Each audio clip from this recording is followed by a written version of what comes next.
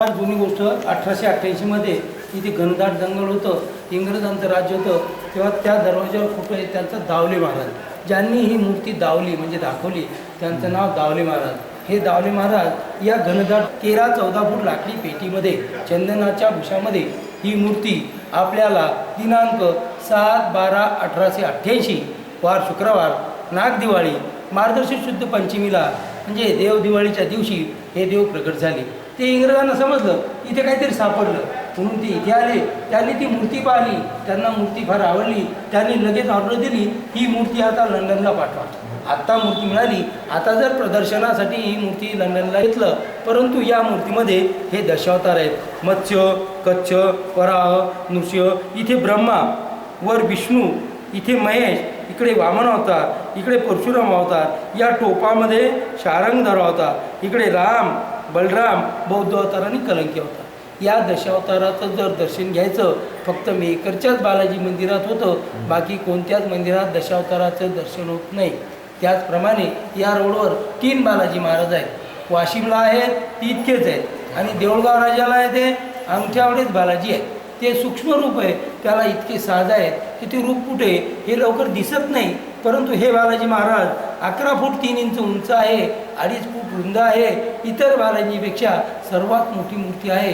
एवढी मोठी मूर्ती तिरुपती बालाजीची नाही, अशी मूर्ती जगात कुठेही पाहायला मिळणार नाही, फक्त याच ठिकाणी आहे. आमच्या बुलढाणा जिल्ह्यात एक वैशिष्ट्य आहे, जगातली सर्वात मोठी बालाजीची मूर्ती मेहकर आणि जगातली सर्वात लहान बालाजीची मूर्ती देऊळगाव राजा, दोन्ही बुलढाणा जिल्ह्यातच आहेत. दुसरी महत्त्वाची गोष्ट सांगायची, आपण जर पंढरपूरला गेले, रुक्मिणीचं मंदिर विठ्ठलाच्या वेगळंच आहे. विठ्ठल रुक्मिणी सोबत नाहीत. अगोदर आपण विठ्ठलाचं दर्शन घेतो, नंतर रुक्मिणीच्या मंदिरात जातो, परंतु इथे मात्र विष्णूसोबत विष्णुपत्नी ही भूदेवी, ही लक्ष्मी माता आहे. ही इथे भूदेवी आहे, ही लक्ष्मी माता आहे. इथे लक्ष्मीचा वास असल्यामुळे आपला जय घोष हा लक्ष्मीपासून सुरुवात होतो. लक्ष्मी ही रमण शारंगधर गोविंद, जय जय गोविंद जय हरी गोविंद असं आपण नेहमी म्हणतो. बालाजी महाराज म्हणतात, जो कोणी मला शरण जाईल त्याला लक्ष्मी प्राप्त होईल. म्हणून जो इथून दर्शन करून जातो तो दुसऱ्या वेळेस पुन्हा येतो. त्यांचा अनुभव आम्हाला सांगतात. मागच्या वेळेस आम्ही मेहकरच्या बालाजीला गेलो तेव्हापासून आमची सर्व परिस्थिती पालटली, सर्व छान झालं. त्याचप्रमाणे आज आपणही आले, बालाजी चरणावर नतमस्तक झाले. आपणालाही लक्ष्मी प्राप्त असो बालाजी चरणी मी प्रार्थना करतो.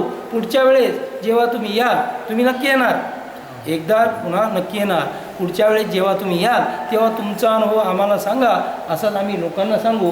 आता दर्शन घ्यायचं कसं घ्यायचं, अगोदर बालाजी महाराज, भूदेवी, लक्ष्मी, इथे जय विजय द्वारपाल आणि या दशावताराचं दर्शन घ्यायचं. नंतर बाहेर जायचं, बाहेर गणपतीचं दर्शन घ्यायचं, तुळजाभवानी, पुन्हा गणपती. ज्या ठिकाणी मूर्ती सापडली तिथे केशवराज मंदिर आहे, या मूर्तीचं दर्शन घ्यायचं. नंतर इकडे जायचं, इकडे महादेवाचं दर्शन घ्यायचं. नंतर या दरवाजेच्या समोर गरुड मंदिर आहे, गरुडाचं दर्शन घ्यायचं. गरुड हे विष्णूचं वाहन आहे आणि गरुडाची नजर ही बालाजीच्या चरणावर दाखवलेली आहे. बालाजीच्या चरणापासून गरुडाच्या नजरेपर्यंत याची लांबी 130 फूट आहे. परंतु गरुडाची नजर ही बालाजीच्या चरणावर कशी आहे याचं प्रत्यंतर दाखवण्यासाठी या गरुडाच्या मागे आरसा लावलेला आहे. त्या आरशामध्ये आपल्याला बालाजी महाराज त्या मंदिरात दर्शन देतात. आपण या मंदिरात आहे, बालाजी महाराज आपल्यासोबत आहेत. आपण त्या मंदिरात जरी गेले तरी बालाजी महाराज सोबत आहेत. असेच नेहमीसाठी बालाजी महाराज आपल्यासोबत असावे ही बालाजी चरणी मी प्रार्थना करतो. आणि नंतर मारुतीचं दर्शन घ्यायचं, शनी महाराजाचं. एक प्रदक्षिणा पूर्ण होते, हे सर्व पाहायला मिळतं. ज्यावेळेस उत्सव असतो, उत्सवामध्ये बालाजी महाराजांना रोज एक वेगळा नवीन पोशाख असतो. इथे एक मोठा मंडप असतो, मंडपामध्ये संगीत, रामायण, भागवत, मोठमोठ्या कथा असतात आणि सकाळ संध्याकाळ भोजन प्रसाद चालू असतो. सकाळ संध्याकाळ भोजन प्रसाद सुरू असतो. आणि आताही जर आपण 11:30 ते 1:30च्या दरम्यान किती जण आले की इथे रोज भोजन प्रसाद आहे, एकदा तरी भोजन प्रसादाचा लाभ घ्यायचा म्हणजे आपल्या सगळं लक्षात येऊन जाईल. त्याचप्रमाणे इथे पुण्याची केतकावळ्याला त्या व्यंकटेशराव म्हणून आहे, त्यांचं पुण्याला केतकावळ्याला त्यांचं स्वतःचं बालाजी मंदिर आहे. त्यांच्याकडून इथे रोज बालाजीला रोज एक वस्त्र, 365 दिवसाचे 365 वस्त्र, सगळ्या मंदिरामध्ये हार, इथे लाडू प्रसाद आणि दहीभात आणि धर्मार्थ दवाखाना हा, आणि सकाळी 6-5:30 वाजता इथे शहनाई, आरतीच्या वेळेस शहनाई आणि नैवेद्याच्या वेळेस शहनाई, संध्याकाळची आरतीला शहनाई, असा इथे हा उपक्रम त्यांच्याकडून चालू आहे. तेव्हा आपण अवश्य एकदा पुन्हा या आणि या सोहळ्याचा आनंद घ्या, म्हणजे आपल्या सगळ्यात लक्षात येईल. आता यांना शारंगधार बालाजी का म्हटलेलं आहे?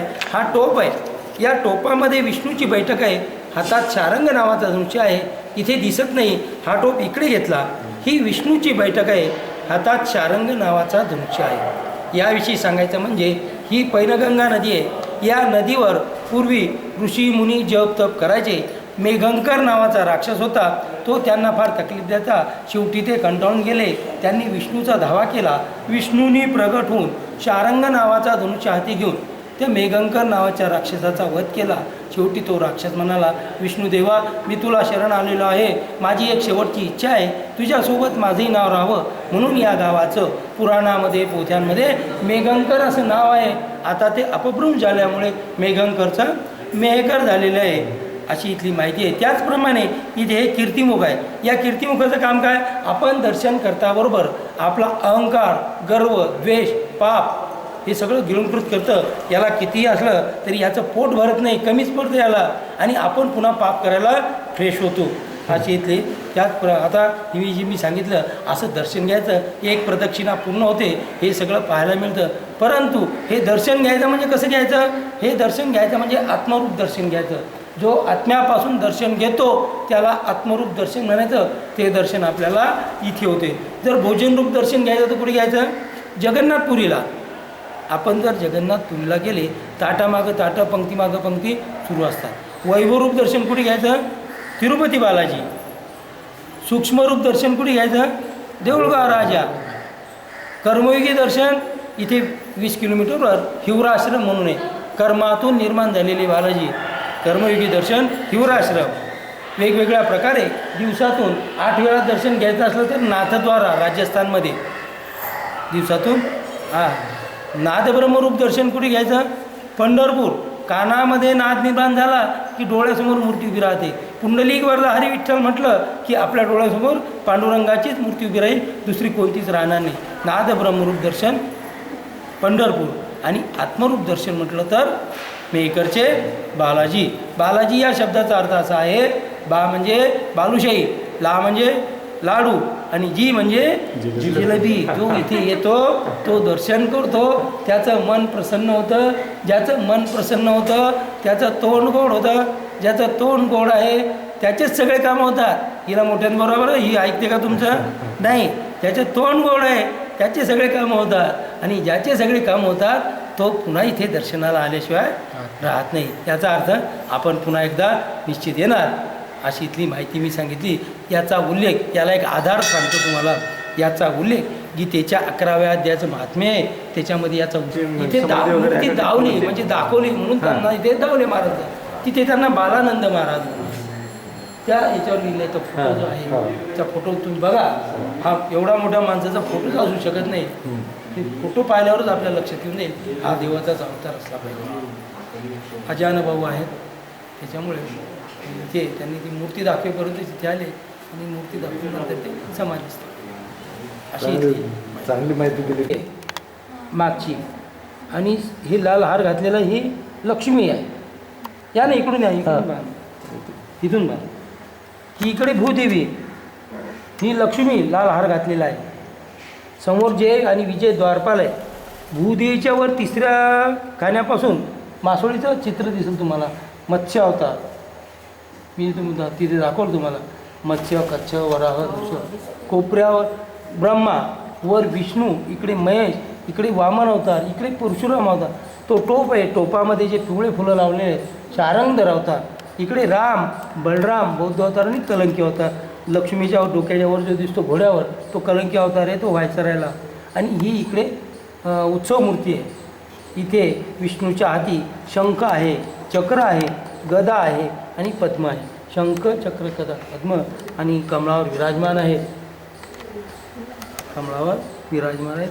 अशी ही इथली पूर्ण माहिती. एवढं सूक्ष्मपणे पाहिलं नव्हतं ना. पण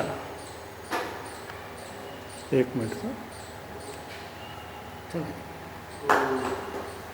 लक्ष्मी रमण शारंग सूक्ष्म तिरुपती बालाजीला असं ओळखतात की तिथं